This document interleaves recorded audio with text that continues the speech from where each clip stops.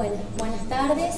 Ahora en estos próximos minutos me parece empezar con osteoporosis. Me gustaría que fuera un poquito interactivo, así ustedes van comentando también sus experiencias. Y ahora... Está allá abajo. ¿Acá? Ahí está. Perfecto.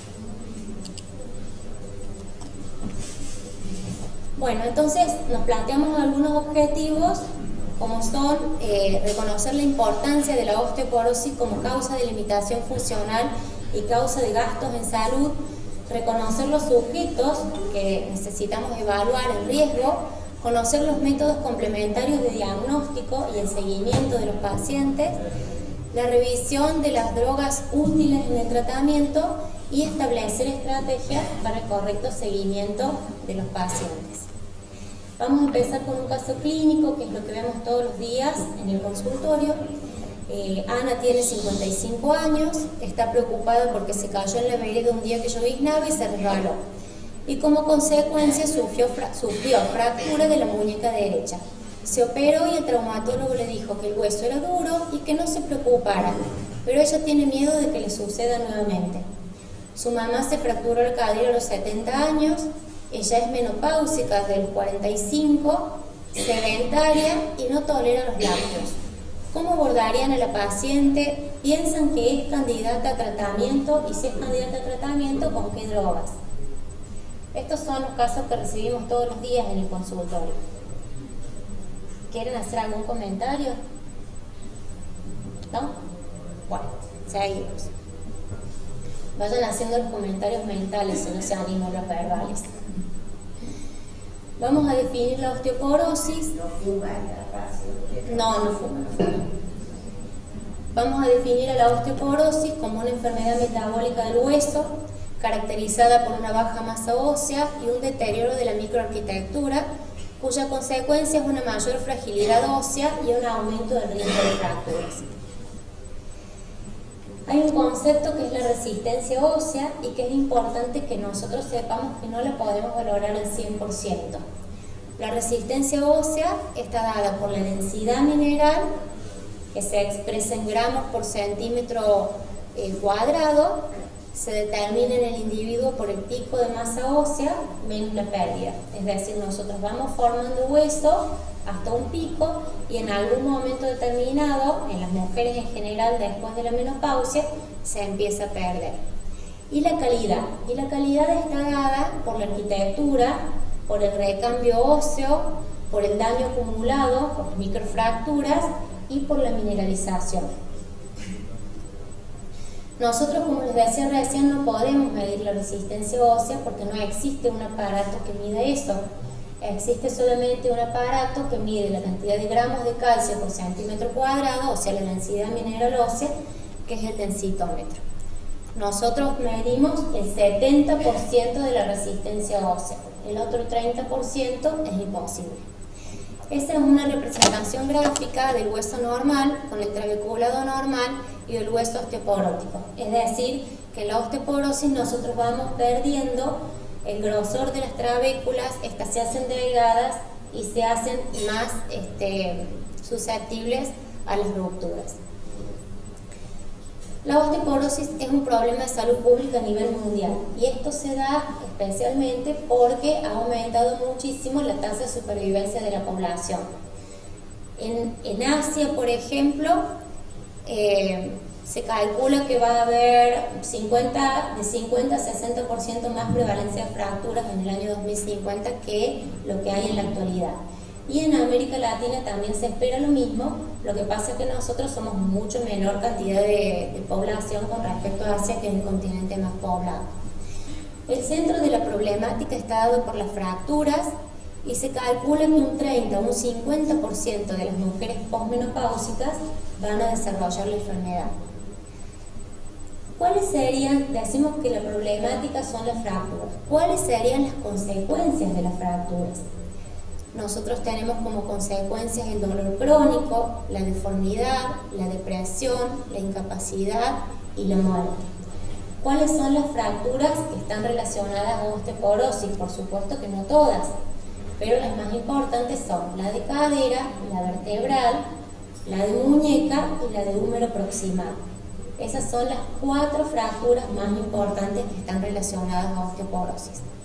¿Cuál es la fractura que marca la mayor gravedad? Es la de cadera, porque la de cadera tiene una mortalidad muy importante, al 20% dentro del primer año, que está determinado por complicaciones quirúrgicas, por complicaciones infecciosas, por tromboembolismo pulmonar. Dijimos una mortalidad de un 20%, pero además un 50% de los pacientes que se fracturan la cadera no van a caminar sin asistencia y un 25% requieren cuidados a largo plazo. Aproximadamente un tercio de los pacientes quedan institucionalizados con toda la problemática que esto implica. Hay algunos problemas que se han detectado en múltiples estudios que se han realizado con respecto a la osteoporosis. Uno de los problemas es que es no diagnosticada y no tratada, que puede ser el ejemplo que trajimos. Esta paciente que se fracturó la muñeca y que después de la cirugía le dijeron sí, su hueso es duro, quédese tranquila. Otra problemática es que solamente el 30% de los pacientes elegibles para densitometría ósea mayores de 65 años la realizan. Y esto creo que tiene que ver con que nosotros muchas veces no estamos muy seguros a qué pacientes le debemos pedir la densitometría, y otras veces los pacientes se encuentran con algunas trabas, ya cada vez menos en las obras sociales, que al final, terminan no realizándoselas. Las fracturas vertebrales son habitualmente no identificadas, y esto ocurre porque las fracturas vertebrales pueden dar dolor en lumbar o dorsal, que es algo muy prevalente, y muchas veces los pacientes no consultan, entonces las vértebras van aplastándose con el correr del tiempo sin el adecuado diagnóstico. Otro de los problemas que se han identificado es que aún luego de una fractura por fragilidad, la mayoría de los pacientes continúan siendo no identificados y no tratados, y que cuando los pacientes comienzan el tratamiento, la mitad discontinúa la medicación dentro del primer año y muchos no la toman correctamente. Esto está dado principalmente porque es una enfermedad asintomática hasta que sobreviene el evento que queremos evitar, que es la fractura. Y los pacientes, en esto de que el recambio del hueso es lento y que los tratamientos son prolongados, muchas veces en la vorágine cotidiana se quedan, no entienden o se olvidan de que tienen que tomar la medicación y quedan a lo mejor con 3, 4, 5 o 6 meses de tratamiento y uno los recapta a los 2 años. ¿Qué pasa en la Argentina? Hay algunos estudios que son basados en la comunidad, que se han hecho en Luján sobre todo, donde se ha detectado que hay entre 263 y 331 fracturas de cadera por 100.000 habitantes mayores de 50 años, o sea que es un número no despreciable. Otro estudio realizado en Buenos Aires, que ha utilizado densitometría axial en 2 sitios anatómicos, midiendo columna y cadera, revelan que una de cada 4 mujeres mayores de 50 años de edad son normales, 2 de cada 4 tienen osteopenia y 1 de cada 4 tienen osteoporosis en por lo menos un área esquelética, la columna lumbar o el cuello femoral. Y acá viene otra problemática que muchas veces nosotros vemos en el consultorio, pacientes a los que se le ha solicitado una densitometría corporal total. Y en realidad lo que está validado para diagnóstico y seguimiento es la densitometría de columna lumbar, antero-posterior y de caderas total y cuello femoral. Ya vamos a ver más adelante qué pasa cuando no se puede medir alguno de estos sitios. Con respecto a la fisiopatología, ustedes recuerdan que el hueso es un tejido vivo, se recambia continuamente y hay unidades de remodelación que están constituidas por los osteoclastos y los osteoblastos que trabajan en forma acoplada. Es decir, los osteoclastos forman la cavidad de reabsorción y después los osteoblastos se encargan de rellenarla y queda el paquetito óseo nuevo. Ahora, ¿qué pasa en la osteoporosis? En la osteoporosis las cavidades de los osteoclastos cada vez son más profundas y los osteoblastos no terminan de rellenarla completamente, entonces las trabéculas se van afinando y se predisponen a las rupturas. Bueno, ¿cómo podemos hacer el diagnóstico de osteoporosis? Nosotros contamos con la clínica, con la densitometría, con las radiografías y con el laboratorio. Dijimos que la clínica en general está dada por las fracturas. Hay posturas que se llaman semiológicamente, que se llaman posturas osteoporóticas, que consisten en una cifosis dorsal que se va acentuando cada vez más, que esto es por las microfracturas que se producen a nivel vertebral. Entonces tenemos un aplanamiento de los glúteos y un abdomen prominente. Esta es la postura osteoporótica típica. Después tenemos la densitometría, que eso nos tenemos que encargar de solicitarlo nosotros como método complementario de diagnóstico. Las radiografías, que son muy importantes porque permiten detectar márgenes de error en la densitometría y el laboratorio. Bueno, la densitometría, ¿a quiénes se la tenemos que solicitar? ¿Quiénes son candidatos a tener una densitometría? Todas las mujeres mayores de 65 años, todos los varones mayores de 70 años, eso muchas veces lo tenemos olvidado a los varones. Las mujeres que son menores de 65, pero que tengan por lo menos un factor de riesgo, todos los adultos que tengan fractura por fragilidad, y ya nombramos cuáles son las fracturas por fragilidad: cadera, vertebral, muñeca y húmero proximal, y los adultos que tengan enfermedades o condiciones asociadas a baja masa ósea o pérdida ósea.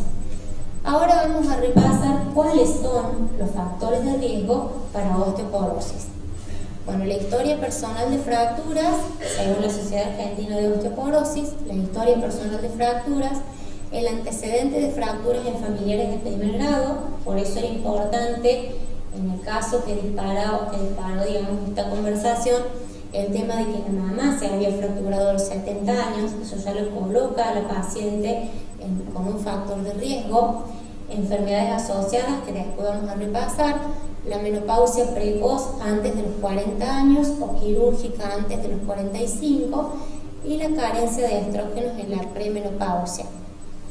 La delgadez, con un índice de masa corporal menor de 20 o un peso menor de 57, con trastornos de la conducta alimentaria.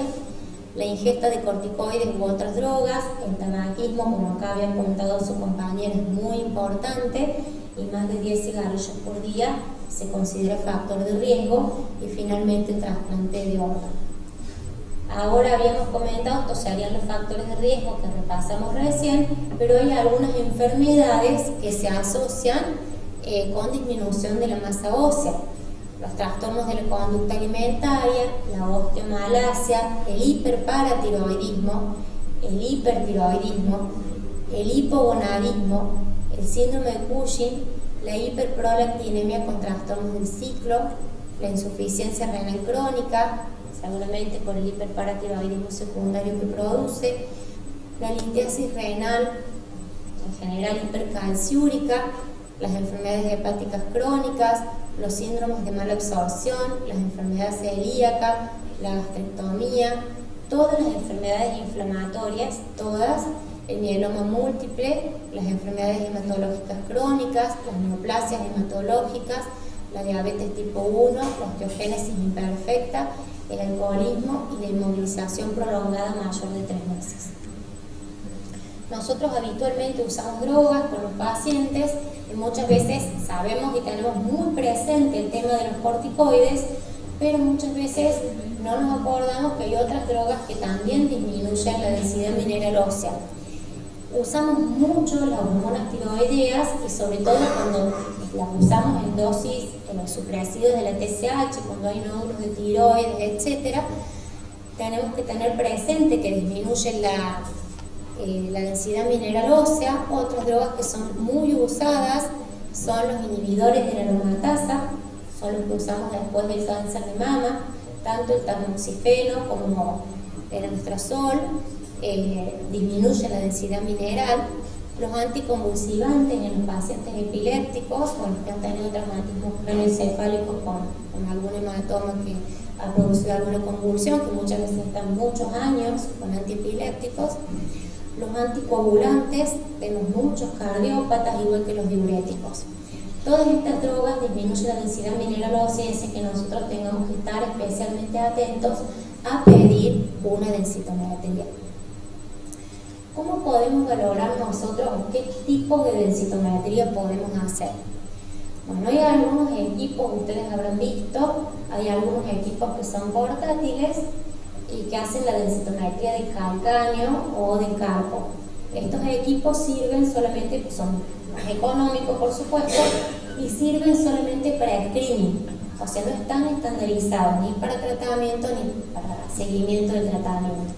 Por lo cual, cuando alguna vez alguien les hace estas densitometrías periféricas que se llaman a los pacientes y le detectan osteoporosis, nosotros le tenemos que pedir la densitometría axial. Bueno, la densitometría axial es usada para columna, para cadera, y está basada en la cantidad de energía de rayos X absorbido por el calcio. La cantidad de radiación es mínima. Eso determina la cantidad de gramos por centímetro cuadrado de calcio que tiene el hueso, que se relaciona con el volumen del hueso. Bueno, en realidad dijimos antes que la densitometría permite explicar el 70% de la resistencia ósea. El otro 30%, que depende de la microarquitectura, es imposible de medir. Con respecto a la medición de la columna, hay algunos problemas, como por ejemplo cuando hay escoliosis o hay muchos osteofitos, el densitómetro mide todo eso, o cuando hay mucha teromatosis en la aorta, se superpone la cantidad de gramos de calcio por centímetro cuadrado, entonces la densitometría suele estar sobreestimada, y a pesar de que el paciente en el cuerpo vertebral tenga menos densidad ósea, lo mismo, aparecen densitometrías que están demasiado bien. Entonces, cuando nosotros vemos que la columna tiene mucha escoliosis, mucha artrosis o hay mucha teromatosis aórtica, no conviene medir la columna y nos vamos directamente a cadera. Pónganle que el paciente, este mismo paciente, tenga reemplazado las dos caderas. Entonces, ya no podemos medir ni columna ni cadera, nos vamos al antebrazo distal. Siempre se mide el lado no dominante. En realidad, la Sociedad Argentina de Osteoporosis habla de medir las dos caderas, pero si nosotros tuviéramos que elegir una cadera, elegimos la no dominante. Igual que cuando medimos antebrazo, elegimos el no dominante. ¿Hasta acá venimos bien? ¿Tienen alguna duda o quieren hacer algún comentario? ¿Por qué elegimos el dominante? Porque el dominante es el que tiene mayor densidad, porque es el que tiene más estímulo sobre el hueso. Entonces por eso se elige el no dominante. Vos tenés que elegir, digamos, la zona donde vos crees que hay menor densidad. Bueno, ahora, una vez que nosotros tenemos la densitometría, vemos que los valores están expresados por en gramos por sobre centímetro cuadrado, y vemos que dice T-score y Z-score. El T-score es la comparación con el adulto joven y es lo que nosotros habitualmente utilizamos. En cambio, el Z-score es el número de desvíos estándar sobre o debajo del promedio de la densidad mineral ósea para personas de la misma edad. Entonces nosotros en general elegimos el Z-score para las mujeres premenopáusicas y para los niños.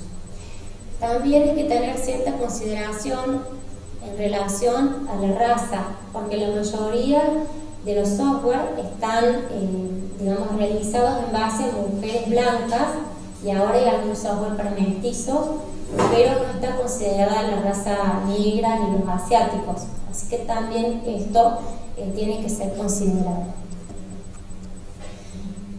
Ya hablamos de los sitios medios, hablamos del antebrazo no dominante, cuando la columna o el fémur no pueden medirse o interpretarse, pero también en los pacientes con hiperparatiroidismo y en pacientes muy obesos que no pueden acceder al equipo, podemos medir el antebrazo. En el fémur hay dos determinaciones, que es el cuello femoral y el fémur total, y se toma la que da más baja de las dos. La mayoría de las veces lo que da más bajo es el cuello femoral, pero no siempre. ¿Cómo clasificamos entonces los desvíos estándar? Según la clasificación de la Organización Mundial de la Salud en 1994, nosotros cuando tenemos una desviación de hasta -1 consideramos normal, cuando tenemos menos de -1 hasta -2,5 consideramos osteopenia, menos de 2,5 consideramos osteoporosis y consideramos osteoporosis severa cuando es menor de 2,5 más la presencia de fracturas. Hablamos recién de que en las mujeres premenopáusicas y en los niños se considera el Z-score y se considera normal hasta -1. Si se desvían en un Z-score menos de -1, entonces consideramos que hay disminución de la densidad mineral ósea. Este es el esquemita que nosotros vamos a ver en los densitómetros. Nosotros elegimos en la región de la columna de L1 a L4. Esto es lo que tienen que considerar. En realidad la determinación de cada vértebra sirve porque si uno tiene mucha densidad mineral en alguna vértebra, entonces sospecha que esta vértebra está aplastada, porque va a tener menos volumen, en consecuencia la cantidad de gramos de calcio por centímetro cuadrado va a ser mayor. ¿Se entiende el concepto? Bueno, entonces lo importante de la columna es de L1 a L4 y del cuello, de la cadera, el cuello femoral y el total. El trocánter no se considera, no está estandarizado. Bueno, por ejemplo, en este ejemplo tenemos un cuello femoral de -2,9 y un total de -2,9, y si seguimos la clasificación de la OMS, cae dentro de osteoporosis. Aparte de la densitometría o junto con la densitometría, la pregunta es si se puede valorar el riesgo de fractura para una persona. Y la respuesta es que hay muchas herramientas largas y cortas para valorar el riesgo de fractura. Una de estas herramientas, la más conocida y la más usada, es el FRAX, que está disponible en internet y está disponible también para Argentina, adaptado a la Argentina, donde considera la edad, el sexo, el peso, la estatura, si tienen fracturas previas, si los padres se fracturaron la cadera, si fuman, si usan corticoides y si tienen artritis reumatoide como enfermedad inflamatoria más común. Y esto da un riesgo de fractura a 10 años. Este es uno de los elementos que tenemos para valorar el riesgo. Pero el FRAX hay que tener en cuenta que no sirve para seguimiento. ¿Y por qué no sirve para seguimiento? Porque por más que nosotros le demos tratamiento al paciente y la densitometría mejore, el paso del tiempo no lo podemos controlar, entonces el paciente siempre va a tener más edad y siempre va a tener más riesgo. Entonces uno no puede controlar el tratamiento de la osteoporosis con ninguna de estas herramientas. ¿Se entiende? Perfecto. Bueno, ahora vamos a hablar de las radiografías. Y las radiografías son indispensables para el diagnóstico, no tanto para el seguimiento, pero para el diagnóstico sí, porque detectan factores de error en los informes densitométricos. Como les comentaba recién, muchas veces los pacientes tienen fracturas vertebrales y no están diagnosticadas esas fracturas vertebrales. Entonces, la densitometría sobreestima. Bueno, acá hay algunos ejemplos de fracturas con acuñamiento, cosas que ustedes saben, ¿sí? Ahora vamos a ver cómo seguimos a los pacientes con laboratorio. Para el laboratorio de metabolismo mineral lo indispensable es la calcemia, la fosfatemia, la creatinina, la calciuria, el beta-croslaps y la fosfatasa alcalina. Siempre nosotros tenemos que tener un elemento, un marcador de formación. En realidad los marcadores de formación son la fosfatasa alcalina y la osteocalcina, pero es mucho más fácil y más, digamos, adaptado a todos los medios que tenemos, medir fosfatasa alcalina. Y un marcador de resorción, el más usado es el beta-croslaps. Con respecto a la calciuria, lo clásico es medirla en 24 horas, pero es mucho más cómodo para el paciente hacer la relación calcio-creatinina en orina de 2 horas. Que también los bioquímicos lo conocen como índice de Christensen, pero si ustedes piden calcio-creatinina en orina de 2 horas, se lo hacen perfecto. La relación normal es hasta 0,20.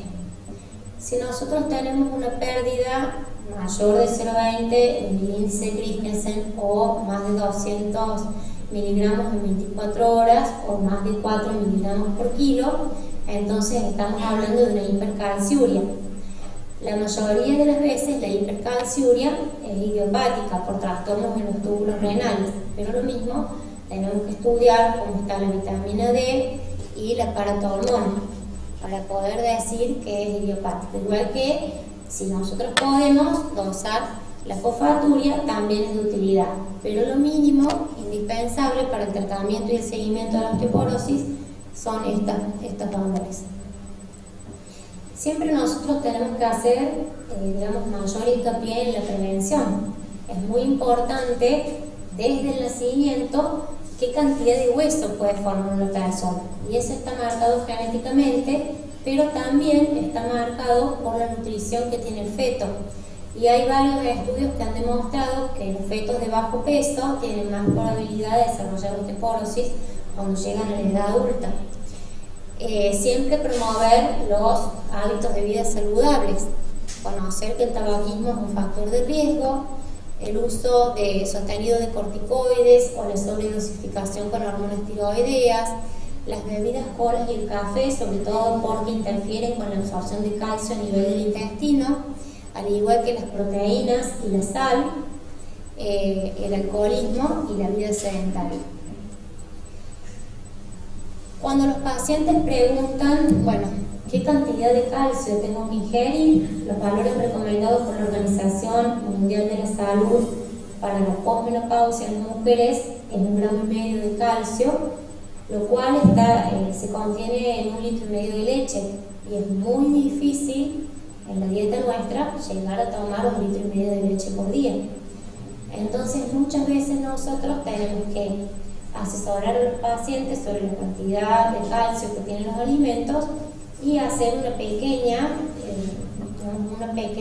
reforzarlos con comprimidos de calcio y con vitamina D. También preguntan los pacientes qué actividad física tienen que hacer.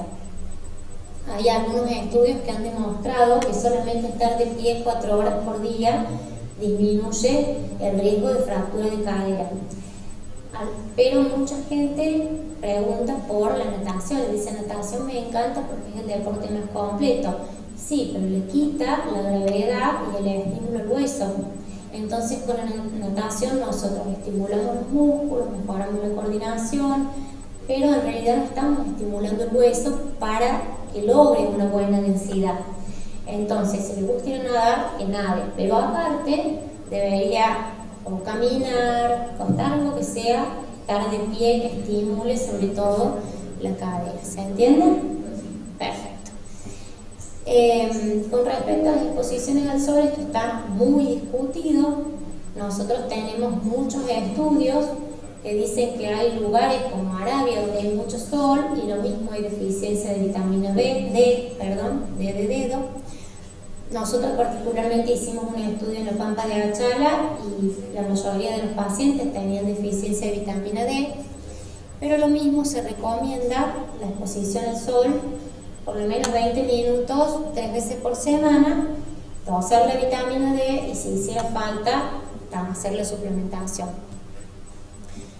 Es muy frecuente el déficit de vitamina D porque los pacientes mayores de 65 años no se exponen al sol, muchos no salen de la casa y bueno, entonces eso hace que la mayoría tenga déficit de vitamina D. El nivel sérico seguro son más de 30 nanogramos por mililitro. Lo otro importante, por más de que nosotros tengamos una densidad mineral ósea disminuida, es tratar de evitar las caídas. Las caídas son la principal causa de las fracturas de cadera. Y bueno, mejorar los efectos sensoriales, todo lo que sea el uso de anteojos, mejorar el hábitat del paciente, las alfombras, que tengan, por ejemplo, agarraderas en el baño.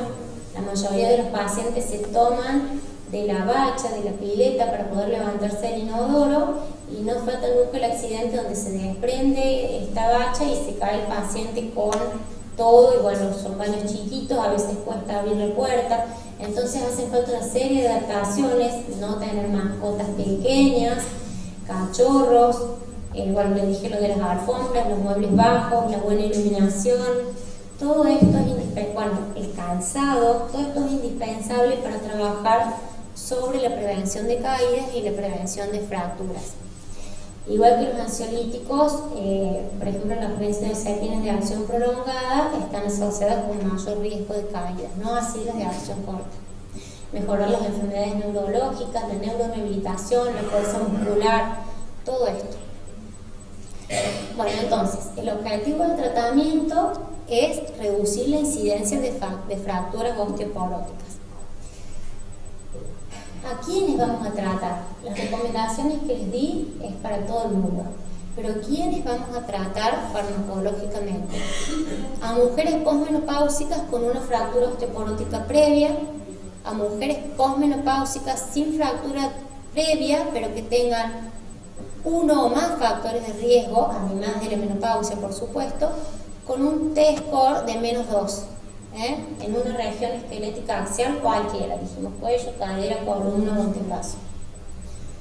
A las mujeres que no tengan fracturas previas, pero que tengan, y no tengan factores de riesgo, pero que tengan un T-score de -2,5. O sea que nos tenemos que manejar con T-score para los que tienen factores de riesgo de -2 y para los que no tienen, -2,5. Para las mujeres premenopáusicas y varones con osteoporosis, y los que reciben terapia con corticoides, se recomienda empezar el tratamiento farmacológico cuando el T-score es igual o menor de -1,5.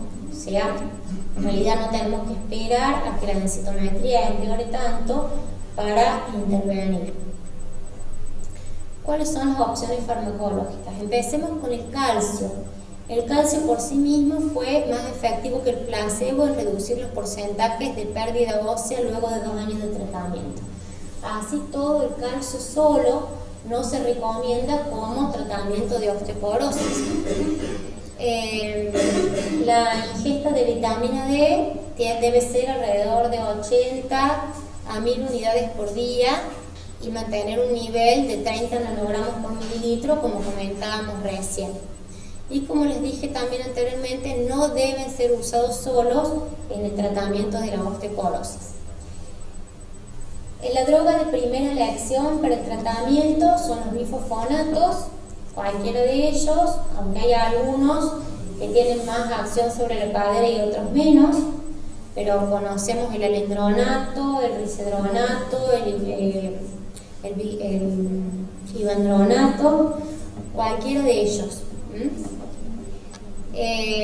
El alendronato durante 3 años reduce la incidencia de fracturas vertebrales de cadera y muñeca en un 50% en los pacientes que tienen fractura previa. Ha surgido hace unos años algunas alertas en cuanto al uso de los bifosfonatos. Hace 10 años o 15 nosotros decíamos, bueno, ¿cuánto tiempo va a estar en tratamiento el paciente con osteoporosis? Decimos, toda la vida va a tomar bifosfonatos.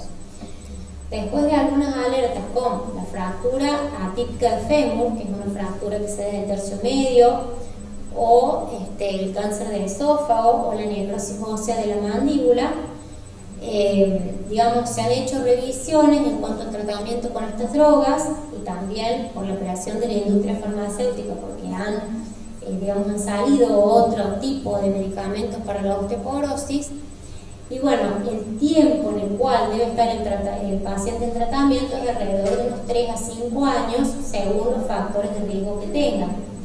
En el 2014 salió un artículo, una revisión muy linda en el New England Journal of Medicine, donde aconsejaban que si el paciente tenía muchos factores de riesgo y una muy mala densitometría, podíamos mantener al paciente, valorando la relación beneficio-riesgo hasta 10 años con bifosfonatos. Pero bueno, mucha presión también con esto de la industria, y el lineamiento que tenemos ahora es alrededor de 3 a 5 años. Cuando el paciente por reflujo gastroesofágico, por ejemplo, no tolera los bifosfonatos por vía oral, la droga que deberíamos utilizar son los bifosfonatos por vía endovenosa. Y para eso tenemos el ivandronato, que se da endovenoso cada 3 meses, o el ácido zoledrónico 5 miligramos una vez por año.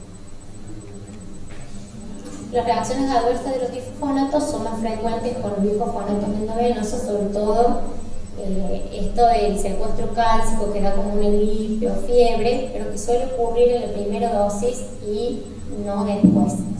El pamidronato es otro bifosfonato que se usa endovenoso, que se usa una vez por mes, pero realmente estos otros dos son más cómodos porque permiten, espaciar las inyecciones y sobre todo el ácido zoledrónico son bastante más potentes.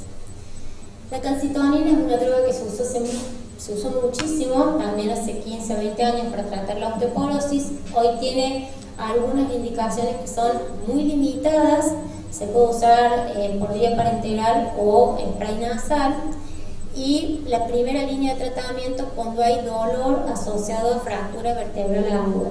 Pero esa es la indicación que quedó y no más tratamientos de osteoporosis con calcitonina.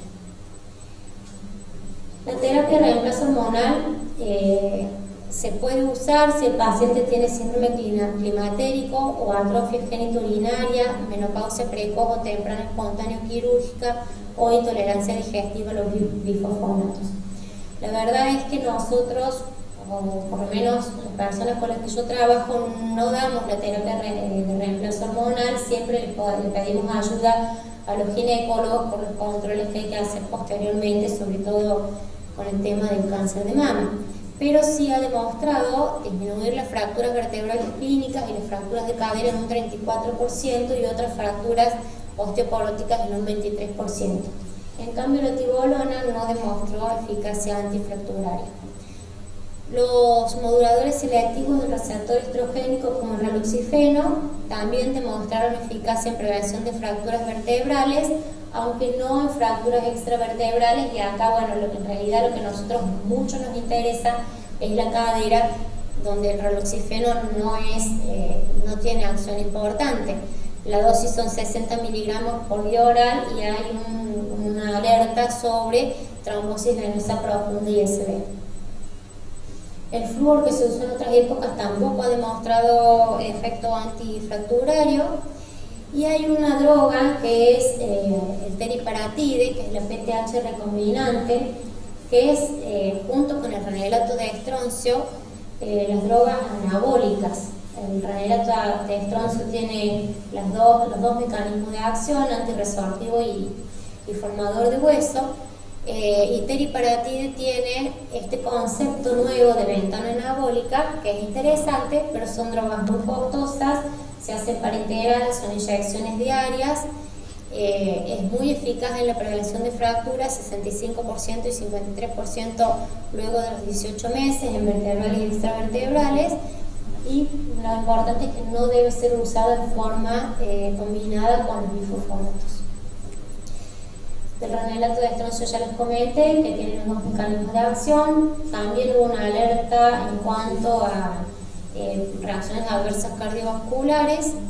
Se da por vía oral 2 gramos, 2 horas después de la cena, aunque como en nuestro país 2 horas después de la cena puede llegar a ser bastante tarde, se ha sugerido que se lo puede dar también durante la mañana.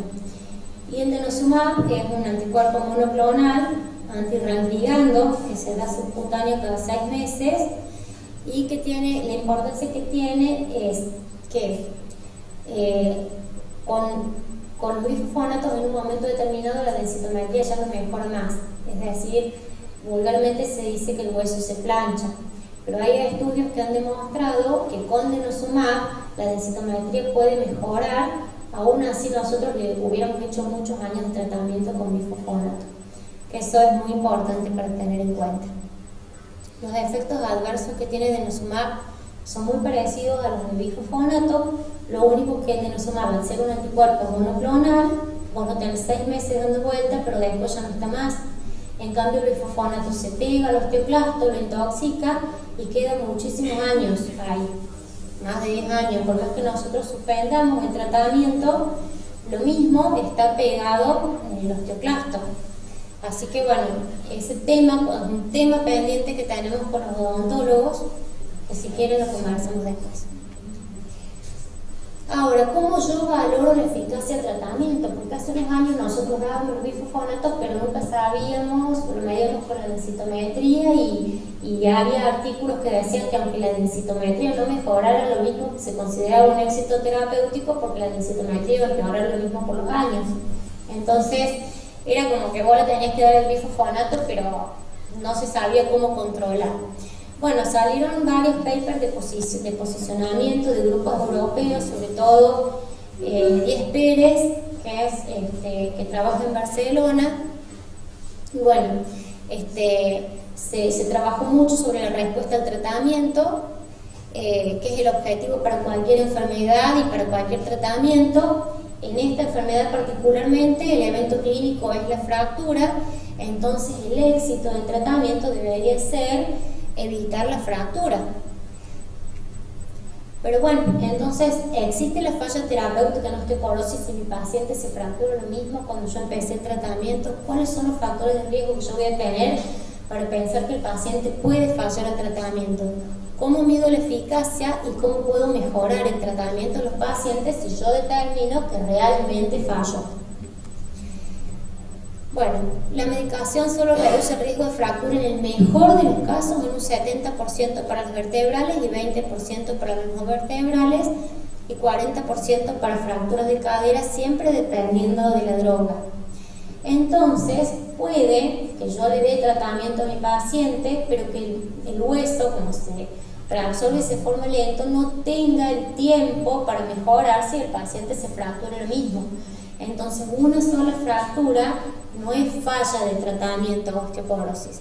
Falla de tratamiento si se producen 2 o más fracturas durante el tratamiento. Otro ítem que tenemos que tener en cuenta son las determinaciones seriales de los marcadores de remodelación si no son suprimidos con los antirreabsortivos. Si yo tengo un beta-cross-laps muy alto y a pesar del tratamiento no se reduce por lo menos en un 25%, entonces yo estoy pensando que el paciente falló. Igual que si la densitometría continúa en disminución. Bueno, se han hecho algunos trabajos para determinar cuáles son los factores asociados a falla de tratamiento, y los factores que han sido, digamos, determinados son la historia de fracturas previas, 2 o más caídas en el año previo, la baja densidad mineral ósea y el nivel de 25-hidroxivitamina D. Sobre todo nosotros podemos actuar sobre todo con el tema de las caídas, que recién hablamos de prevención de caídas, sobre la densidad mineral ósea y sobre la vitamina D. O sea, podemos tratar de mejorar estos parámetros. Entonces, la valoración de la clínica de la respuesta al tratamiento se mide por Densito, por laboratorio y por la clínica, por las fracturas. Bueno, el tratamiento con drogas antirresortivas está asociado con disminución temprana de los marcadores de resorción, de reabsorción y tardía de los de formación. ¿Cómo mido el teriparatide? Solo el indicador de respuesta es el índice de formación ósea, o sea, la fosfatasa alcalina en este caso. A mayor disminución de los marcadores de remodelación, de turnover, mayor reducción en el riesgo de fracturas. Y la no respuesta a estos marcadores puede ser considerada como fallo de tratamiento, ¿sí? el cambio mínimo significativo es un 25%. Ahora, una vez que yo determine que mi paciente falló, ¿cómo puedo mejorar esa situación? Bueno, entonces, en un paciente que recibe tratamiento y que no se ha detectado nuevas fracturas, la densitometría se ha incrementado, los marcadores óseos han disminuido con el tratamiento antirresortivo, se atenúa el riesgo de fractura y el tratamiento debería continuarse. Si estos objetivos no se han logrado en un año de seguimiento, la modificación del tratamiento debería considerarse. Lo primero que se debe realizar es la revisión de la adherencia, porque es la razón más probable de pobre respuesta, y la búsqueda de causas ocultas de osteoporosis secundaria. Si yo no tengo osteoporosis secundaria, o sea, el paciente no es celíaco, absorbe, no encuentro otra causa de osteoporosis secundaria y el paciente toma los remedios, entonces yo debería cambiar si hay dos o más fracturas. Si hay una sola fractura y un elevado valor sérico de beta-cross-labs o disminución de la densitometría o ambos, o disminuciones no significativas en el beta-cross-labs, pero una disminución significativa en la densitometría. Si estoy con bifosfonatos bioral, por un tiempo prudencial, yo puedo pasar bifosfonatos endovenosos. Si estoy con bifosfonatos, puedo pasar a denosumab. O puedo pasar a teriparatides si hay antecedentes de varias fracturas. Eso sería la recomendación en cuanto a las drogas. Y en resumen, la osteoporosis es una enfermedad prevenible, no inevitable consecuencia de la edad, El manejo debe ser dirigido a maximizar el pico de masa ósea, minimizar las pérdidas que ocurren con la edad y la disminución de hormonas. La base del tratamiento es el estilo de vida saludable, incluyendo una dieta con contenidos apropiados de calcio y suplementación de vitamina D si es necesario, ejercicios regulares, evitar el tabaquismo y el consumo excesivo de alcohol, identificar y tratar factores de riesgo adicionales y considerar el tratamiento farmacológico para los pacientes que tienen alto riesgo de fractura. Pero en general nosotros trabajamos por evitar la osteoporosis desde el embarazo, o sea, desde el feto. Por eso tenemos mucho que hacer para disminuir el riesgo de fracturas. ¿Tienen alguna duda o algún comentario? ¿A cuánto tiempo de inicio del tratamiento se espera que se evidencie una mejoría en la densidad? Mira, acá en Europa y en estos trabajos se ha hecho una densitometría anual, pero en realidad la recomendación de la Sociedad Argentina de Osteoporosis es una densitometría cada 2 años. Y con respecto a los marcadores de formación y de reabsorción, se recomienda hacerlos cada 6 meses a 1 año. Por lo menos una vez por año tenemos que tener marcadores. Y aparte es muy importante seguir el tema de la calcemia, sobre todo si usas denosumab y sobre todo si los pacientes son renales crónicos, porque puede haber hipocalcemias graves con convulsiones, con mucho compromiso o con arritmias del estado general. Yo uso bastante denosumab y las 2 veces que me pasó la paciente renales crónicos, no en diálisis, pobremente adherentes al tratamiento y que habían dejado de consumir el calcio y la vitamina D después que se le hizo la inyección de denosumab y tuvieron hipocalcemias graves con internación en terapia. Por eso es muy importante antes de hacer la inyección determinar la calcemia. Y con los bifosfonatos también. Si hay hipocalcemia, uno tiene que suspender el tratamiento con bifosfonatos y bueno, hasta que esto se normalice. ¿Sí? ¿Cómo sería el consumo normal de calcio para evitar la forma alimentaria? O sea, porque eso serían los alimentos. El consumo que hay que desplazar normalmente, ¿cuál sería? Y bueno, lo que recomienda la Organización Mundial de la Salud en la premenopausia, 1 gramo, y en la posmenopausia 1,5 gramos. Sí, en los niños menos, en los niños depende de la edad y una tablita, pero nosotros digamos que hacemos adultos, premenopausia 1 gramo, posmenopausia 1,5. Lo mismo, digamos, hay mucha controversia con el tema de... Bueno, los pacientes siempre tienen miedo y algunos cardiólogos que le dicen que se le van a calcificar las arterias y esas cosas, pero nosotros en general no damos grandes cantidades de calcio. Nosotros tratamos de complementar lo que el paciente no ingiere por la dieta que tenemos, porque nosotros tenemos en Argentina mucha gente que consume mucho mate y bueno, nunca falta el que tiene el colon irritable, que no tolera los lácteos, etc. Entonces, en general, nunca damos más de 2 comprimidos de calcio. Yo les diría que nos manejamos con 1, que eso no produce ninguna alteración en las paredes de las arterias ni nada. Y con respecto a la hipercalciuria, que es un problema, que el otro problema que tienen es la litiasis renal, la recomendación, si hay una hipercalciuria idiopática, es disminuir el consumo de sal y diuréticos antiacídicos en general para disminuir la calciuria.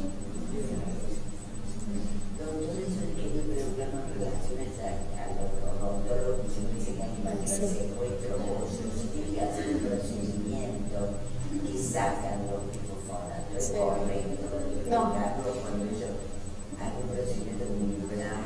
Mira, hace muchos años, hace como 10 años, en una sesión del Colegio Americano de Reumatología presentaron un caso, también era de odontólogos que querían hacer un procedimiento como un implante y pedían suspender el tratamiento con bifosfonatos. Ahí en ese momento se hizo una revisión muy extensa y de hecho está en el mecanismo de acción de la droga, que nosotros por más que le saquemos el tratamiento con bifosfonato, el bifosfonato está ya intoxicando los osteoclastos, o sea, no tiene ningún sentido que nosotros le suspendamos el bifosfonato. Por el único motivo que le suspendo yo el bifosfonato es para tranquilidad, se lo explico al paciente, pero para tranquilidad del paciente y del odontólogo, pero le explico al paciente que sepa que no tiene ningún sentido suspenderle el bifosfonato, porque el bifosfonato ya está. Distinto si uno tiene que empezar el tratamiento, si uno tiene que empezar el tratamiento y el paciente tiene que hacerse los implantes, perfecto, hágase los implantes y vuelva, pero también es, digamos, necesario saber que la necrosis ósea se da en pacientes que no reciben tratamiento con bifosfonatos y las que se han descrito, la mayoría son en los pacientes que tienen neoplasias, que reciben corticoides y que recibieron el ácido zoledrónico, pero para tratamiento de metástasis, que son 4 miligramos mensuales y no son los 5 miligramos al año que le damos nosotros para osteoporosis. Pero por el único motivo que se lo suspendemos es para tranquilidad del odontólogo, pero lo hemos discutido 10.000 veces y 10.001 les digo que no tiene sentido suspender el bifosfonato. La última pregunta, ¿la de 3 o 5? ¿O de 3 a 5? La cantidad de años, de 3 a 5, dependiendo de la densitometría y los factores de riesgo del paciente.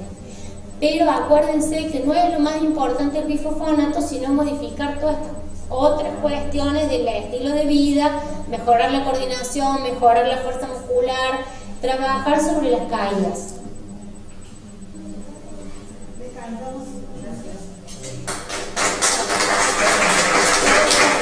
Si les parece, podemos empezar la segunda parte, que es referido a osteomalacia y Paget. Bueno, es repasar algunos conceptos de osteomalacia y Paget, sobre todo conocer que la osteomalacia es un trastorno del metabolismo óseo también, que se produce por una mineralización insuficiente del tejido osteoide, que es la matriz ósea. Nosotros tenemos el tejido osteoide, sobre él se depositan las sales de calcio en forma de hidroxiapatita. En la osteomalacia hay un defecto en este proceso, se reduce la masa ósea mineralizada y ocurre después de la cesación del crecimiento e involucra de forma única el tejido óseo y no el cartílago de crecimiento, como ocurre en el raquitismo. Bueno, esta es la diferencia entre la osteoporosis y la osteomalacia y el hueso normal. Este es el hueso normal, está completamente mineralizado. Este es el hueso osteomalático, donde tiene una estructura normal, pero no está mineralizado.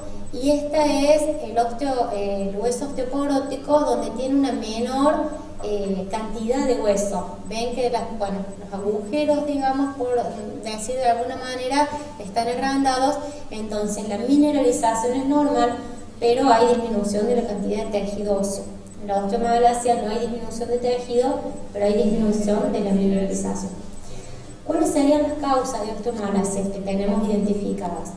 La más importante es la deficiencia primaria de vitamina D, ya sea por carencia dietética, por poca exposición solar o por raquitismo neonatal, o la mala absorción gastrointestinal, la nefropatía, insuficiencia renal crónica, trastornos tubulares renales, acidosis tubular renal, múltiples defectos renales, la hipofosfatemia primaria, raquitismo por déficit de la vitamina D, la hipofosfatasia y pseudohipofosfatasia, algunas enfermedades que son muy variadas como la fibrogénesis imperfecta ósea, la osteomalacia axial, la osteopetrosis, la oncogénica, o algunas inducidas por drogas, en los cuales lo más importante serían los corticoides, los antiácidos que contienen aluminio y de nuevo los anticonvulsivantes. ¿Cuáles serían las manifestaciones clínicas? En general los pacientes son asintomáticos o tienen síntomas poco específicos. Pueden tener dolores generalizados, pueden tener hipersensibilidad en la zona afectada, algunas deformidades óseas, como por ejemplo la osteomalacia axial, la cifosis importante, hipotonía y debilidad muscular y entesopatías. Este, por ejemplo, es un ejemplo de osteomalacia axial. ¿Cómo nosotros definimos que el paciente tiene osteomalacia desde el punto de vista del laboratorio? En general, el calcio y el fósforo séricos están descendidos, la fosfatasia alcalina está aumentada, hay una absorción insuficiente de calcio que se puede poner de manifiesto con algunas pruebas, o una excreción urinaria excesiva de fosfato, o un hiperparatiroidismo secundario, o niveles aumentados de AMP cíclico urinario, que eso es más difícil de determinar. Pero siempre tenemos a mano el calcio, el fósforo sérico urinario, la fosfatasia alcalina y el hiperparatiroidismo, la PTH intacta. Bueno, como les decía, también se puede ver la absorción de la vitamina D por test de absorción, la reabsorción tubular de fosfatos, y también se puede realizar una biopsia ósea. Este es un procedimiento complejo porque en realidad se marca 2 veces con tetraciclinas. Se espera, se le da una dosis de antibiótico al paciente, se espera 100 días, se le vuelve a dar el antibiótico y después se hace la biopsia y se mide la diferencia que hay entre las 2 marcaciones con tetraciclina y la cantidad de hueso que se forma.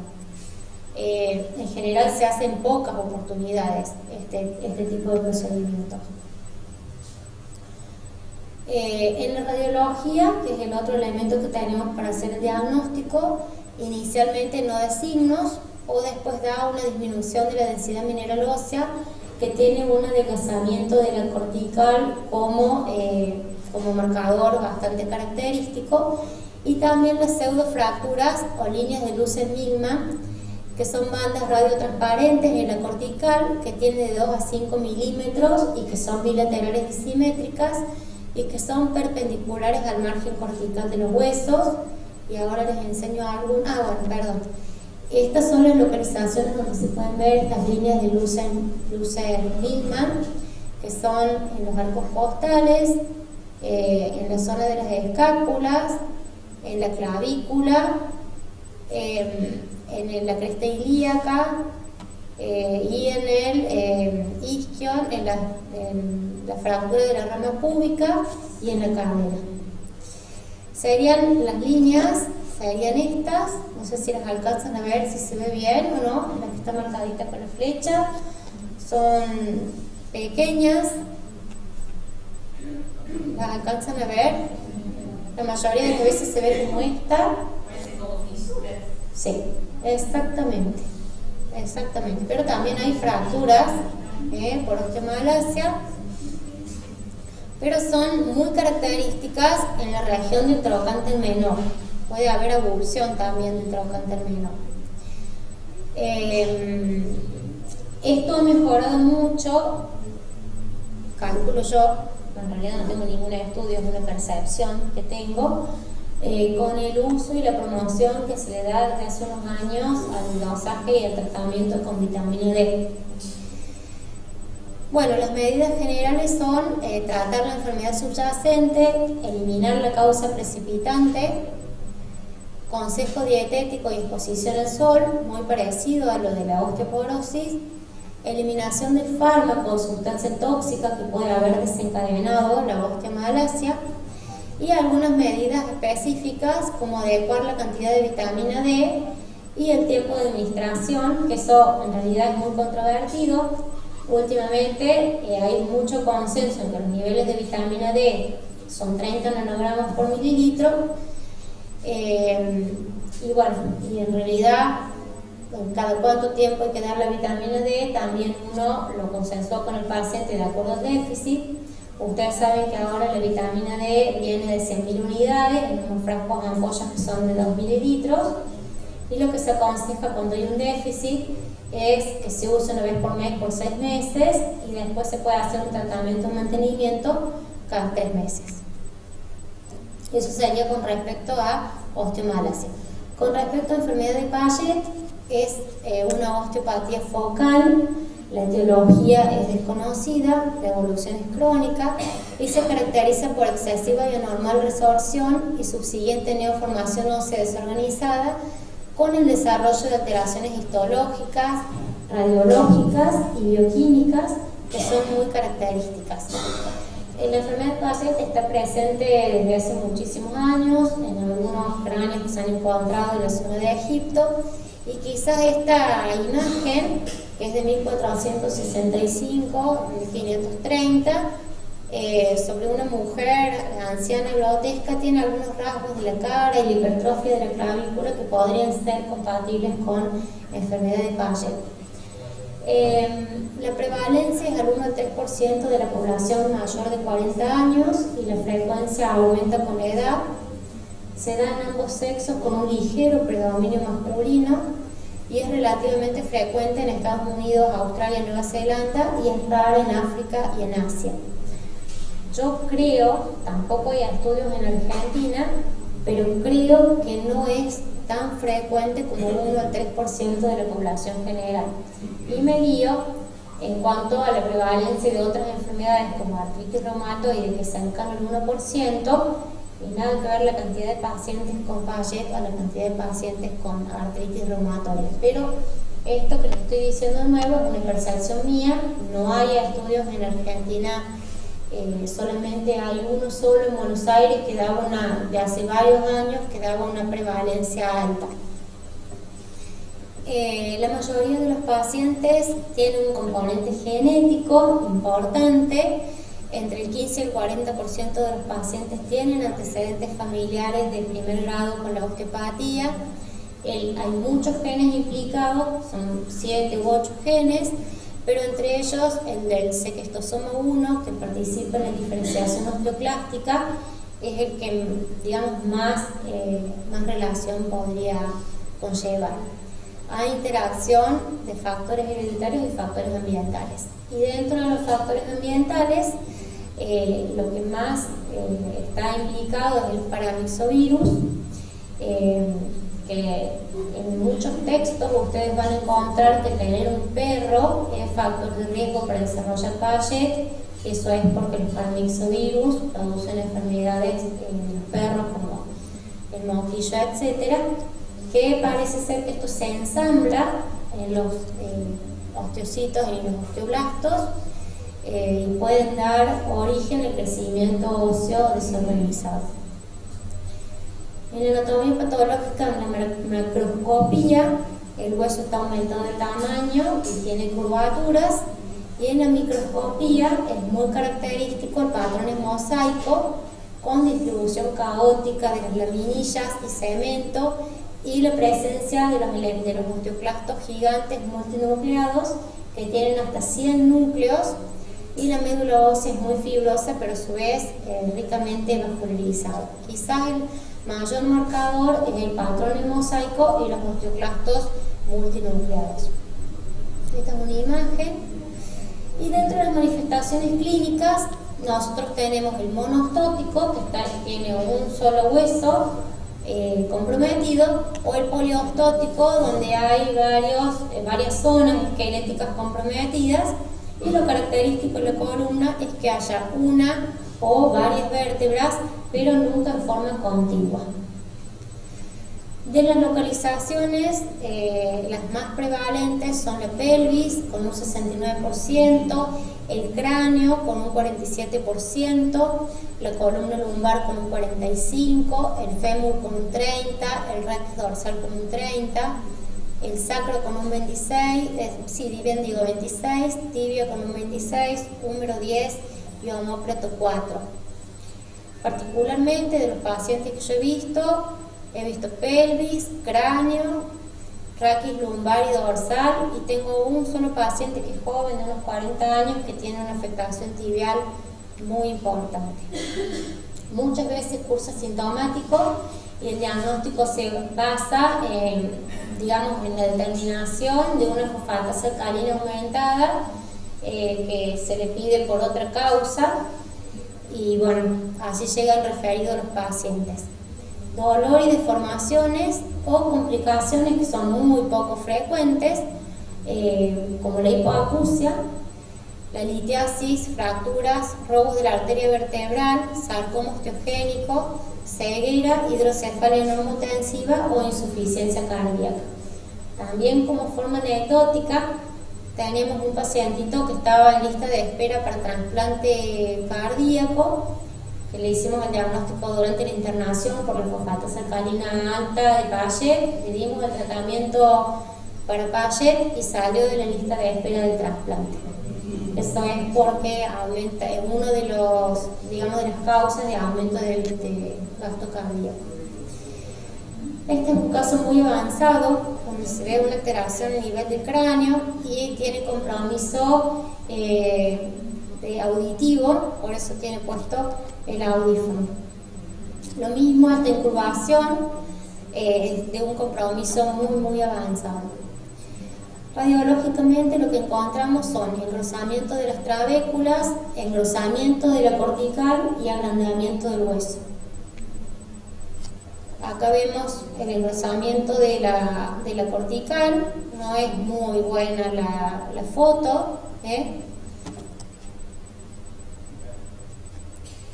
Este es un cráneo característico donde hay una imagen que nosotros llamamos en sal y pimienta, que plantea el diagnóstico diferencial. ¿Con qué les parece a ustedes? Con mieloma y con otros tumores. A veces el compromiso óseo de los linfomas en el cráneo suele ser parecido. Esta es otra foto donde se observa también que hay aumento del espesor. Esta es una imagen tomográfica de una hidrocefalia normotensiva que se ve sobre todo cuando se compromete a nivel cervical el aumento del tamaño del hueso, que dificulta el drenado del líquido cefalorraquídeo. Bueno, esta es una imagen complementaria. Y esta imagen de la pelvis, lo mismo, plantea muchos diagnósticos diferenciales. Entre ellos, ¿qué les parece?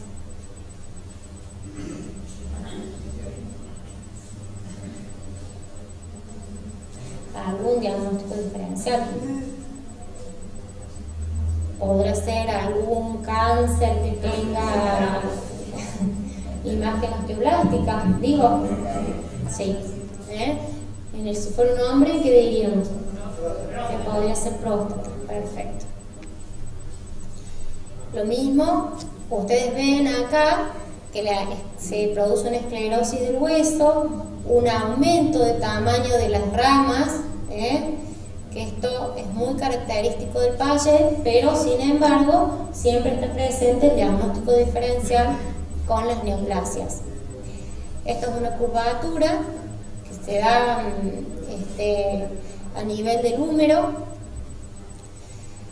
A nivel articular ocurre un fenómeno que es bastante curioso, porque si esta es una radiografía de frente de una rodilla, es de la colección del Colegio Americano de Reumatología, y si yo veo el pinzamiento de esta rodilla, es un pinzamiento simétrico, entonces yo pensaría que esto es una enfermedad inflamatoria.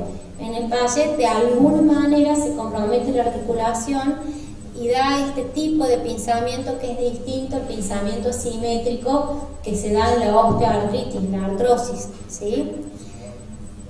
Lo mismo ven el trabeculado aumentado y ven la cortical aumentada y el aumento del tamaño del hueso.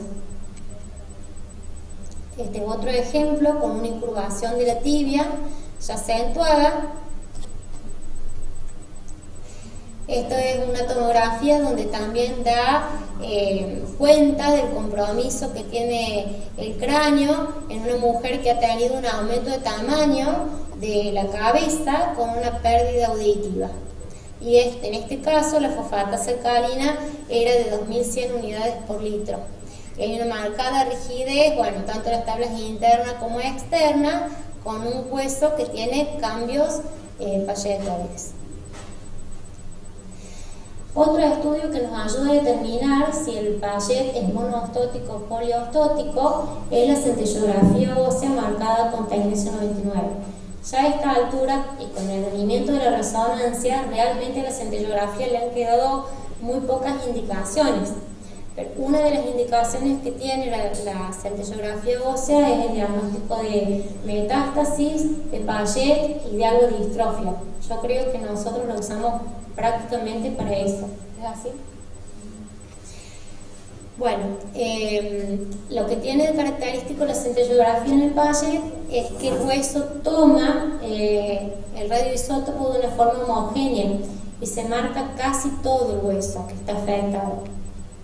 Acá hay otros ejemplos, ustedes fíjense, acá hay compromiso de la pelvis, compromiso de la columna. Este es un ejemplo de payet poliostótico. En el laboratorio van a estar aumentados los marcadores de recambio óseo. ¿Cuál dijimos que usamos como marcador de formación? La FA. La osteocalcina también, pero es más práctica la FA. Y como marcador de resorción, el beta-cross, ¿sí? Los dos están aumentados porque acuérdense que acá está aumentando tanto la formación como la resorción. Sin embargo, nosotros como marcador de seguimiento en la enfermedad usamos la FA.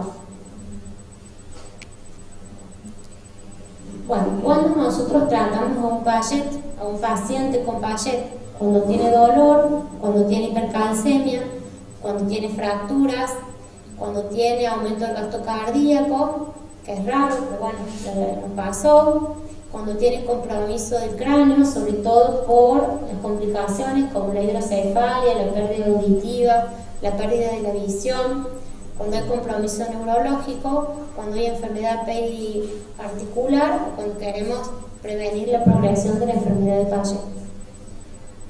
¿Cuál es el tratamiento de Payet? Los bifosfonatos, el calcio y la vitamina D. Por supuesto que nosotros medimos todo el metabolismo fosfocálcico para saber si hay o no hipercalcemia. Si hay hipercalcemia, no le vamos a poner calcio, se cae de maduro. Y de los bifosfonatos ha mejorado muchísimo el tratamiento. Ahora nosotros tenemos bifosfonatos muy potentes que permiten, digamos, no hay ningún estudio que sea randomizado, controlado con ácido zoledrónico, pero se usa el ácido zoledrónico en el Payet y permite remisiones muy importantes y hasta de varios años de la enfermedad. Personalmente he tenido algunos pacientes que hacen ácido zoledrónico cada 3 a 5 años, lo cual es muy bueno. Bueno, ¿alguna duda? ¿Algún comentario? Bueno, muy bien, muchas gracias.